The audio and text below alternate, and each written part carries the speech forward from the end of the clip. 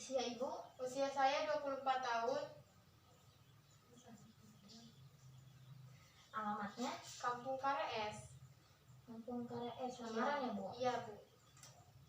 Status ibu? Belum menikah.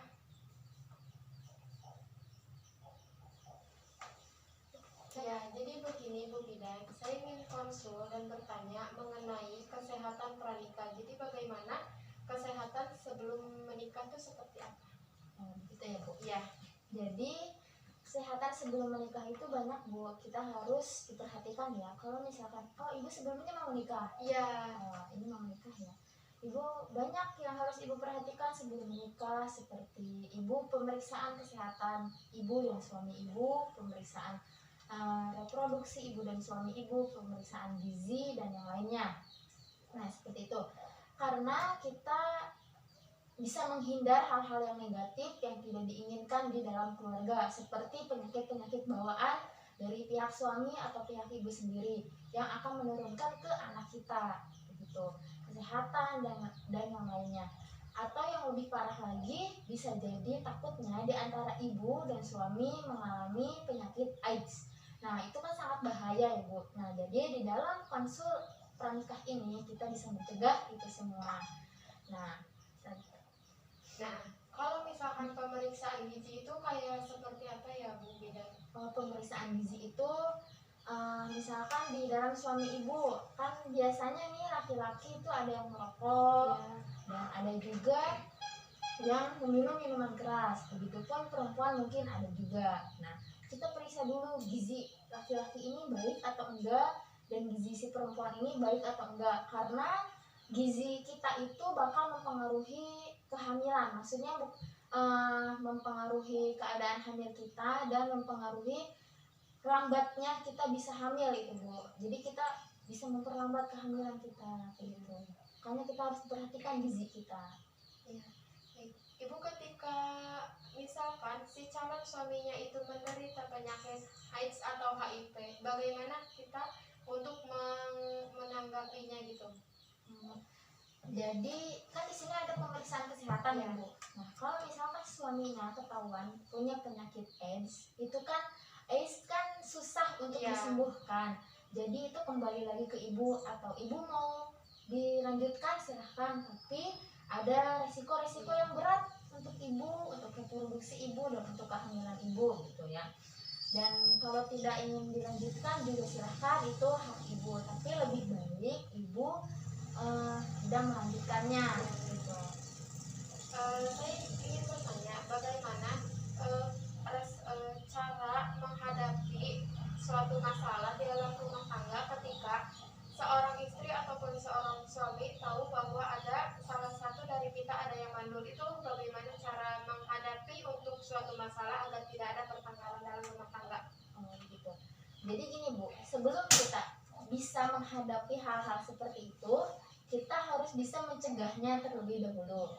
Dengan mencegahnya yaitu dengan ibu cara seperti ini, ibu konseling dan ibu nanti periksa ke kesehatan, cara mencegah agar tidak mandul dan siapa yang mandul seperti itu. Dan biasanya yang mandul itu karena keturunan atau karena beberapa macam kesehatan yang tidak bisa mengembangkan kehamilan seperti itu.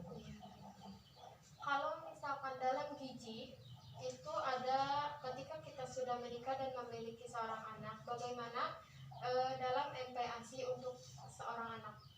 Buat pasti soalnya. Nah, sebelumnya untuk gizi anak itu udah teratur dan udah terrealisasi dari ibu hamil ya.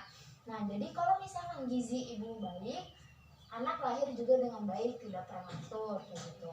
Dan ada juga sih yang udah gizinya baik tapi anaknya prematur, itu tergantung kondisi fisik ibu, lemah atau tidak, karena kan hormon seseorang itu kan berbeda-beda ya Bu. Nah jadi sebaiknya ibu berencana untuk kayak sama suaminya untuk saling pengertian, perhatian kayak gitu, mengutamakan gizi ibu. Kalau misalkan ibu sudah hamil nih, harus makan sayuran, buah-buahan, makan pedesnya di stop dulu gitu. Karena anak yang lahir dari ibu yang terjaga kesehatannya itu dia bakal terlahir dengan cerdas dan pintar gitu.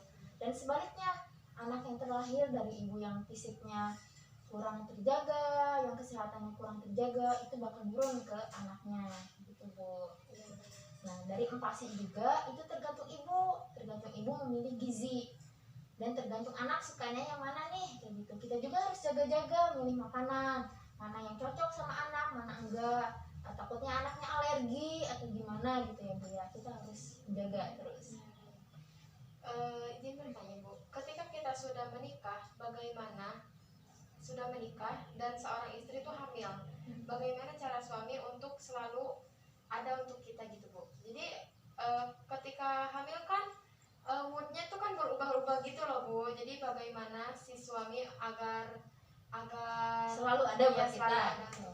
Nah, itu sih tergantung suaminya ya Bu. Tapi di dalam konseling pranikah ini kita semuanya dipelajari untuk ibu dan ayahnya juga, bagaimana nih cara menghadapi setelah nikah, ada kehamilan, ada menjaga anak dan lain-lain. Nanti di situ ada namanya parenting.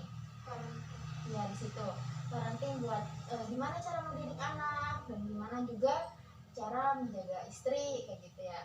Nah dari suaminya kita harus mengerti, insya Allah setelah konsul ini suami nanti ikut ya Bu konseling pranikah juga, agar suaminya mengerti gimana cara menjaga ibu nanti ketika hamil gitu Bu.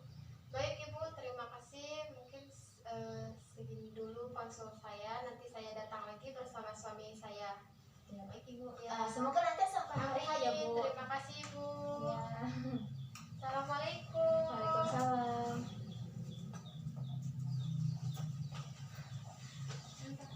Halo everyone, terima kasih telah menyaksikan video kami mengenai konsultasi kesehatan pranikah.